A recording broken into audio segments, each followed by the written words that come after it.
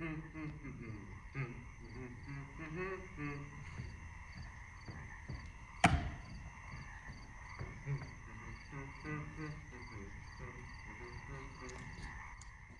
another. Why may that not be the skull of a lawyer? Where be his quiddities now, his quillets, his cases, his tentures, and his tricks? Why does he suffer this rude knave to knock him about the sconce with a dirty shovel, and will not tell him of his action of battery?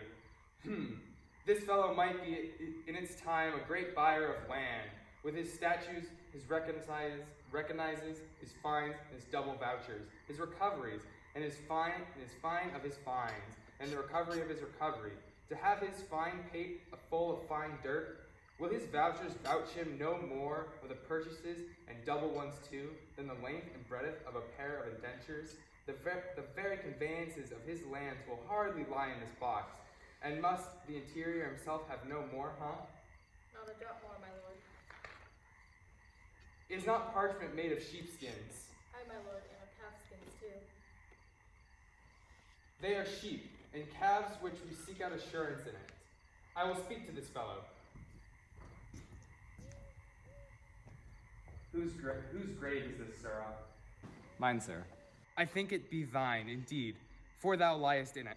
You lie out on it, sir. I do not lie. For my part, I do not lie in't, and yet it is mine. Thou dost not lie in it.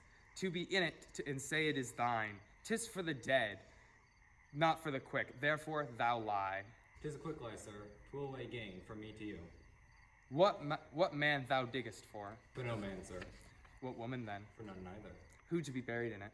One that was a woman, sir. For rest her soul, she's dead.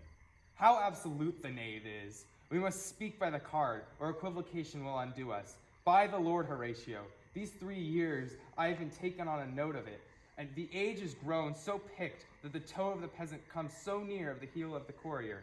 He gasps his gibe. How long hast thou been a grave digger? Of all the days in the year, I have came to it that day that our last king Hamlet overcame Fortinbras. How long it since then? Cannot you tell that? Every fool can tell that. It was the very day that young Hamlet was born, he who was mad and sent into England. Aye, marry, why was he sent into England? Why? Because he was mad. He shall recover his wits there, or if he do not, it's no great matter there. Why? 'Twill not be seen in him there. There the men are as mad as he. How came he mad? Very strangely, they say. How strangely? Faith, e'en with losing his wits. Upon what ground? Why, here in Denmark. I have been a sexton here, man and boy, 30 years. How long will a man lie in the earth ere he rot?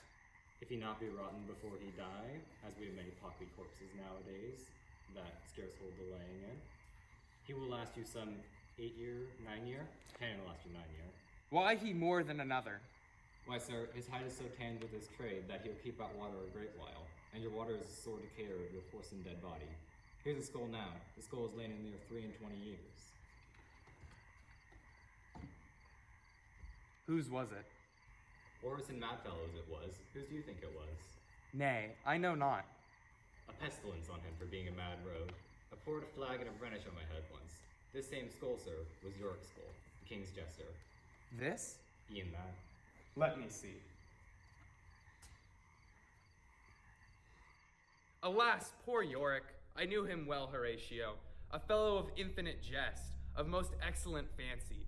He hath borne me on his back 1,000 times, and now, how abhorred in my imagination it is. My gorge rims at it. Here he hung those lips that I have kissed. I know not how oft. Where are your gibes now, your gambols, your songs, your flashes of merriment that were wont to set the table on a roar? Not one now to mock your own grinning. Quite chapfallen. Now get you to my lady's chamber and tell her, let her paint an inch thick. To this favor she must come. Make her laugh at that. Prithee, Horatio, tell me one thing. What's that, my lord? Dost thou think Alexander looked this fashion in the earth? E'en so. And smelled so? Pah! E'en so, my lord. To what base uses may we return, Horatio? Why may not imagination trace the noblest dust of Alexander, till he find it stopping a bunghole? To consider too curiously, to consider so.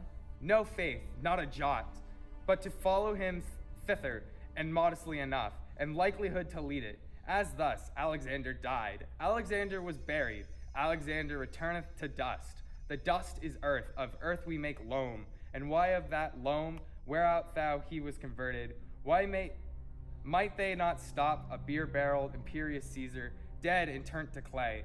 Might stop a hole keep the wind away?